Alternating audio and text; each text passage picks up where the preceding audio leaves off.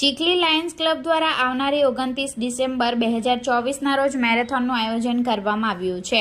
આ મેરેથોનમાં 3 kilometre, 5 kilometre અને 10 કિલોમીટરની રેસ યોજાશે, જેમાં કુલ 75,000ના ઇનામ વિતરણ કરવામાં આવશે।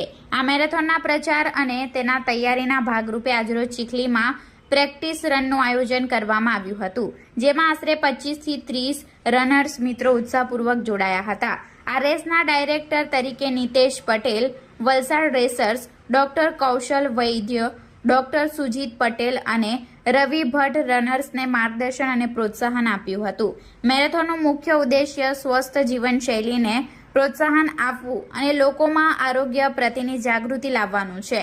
રેસમાં ભાગ લેવા માટે જનતામાં ભારે ઉત્સાહ છે અને આયોજકોએ વધુમાં વધુ લોકોને આ યોજનામાં જોડાવાની અપીલ કરી છે।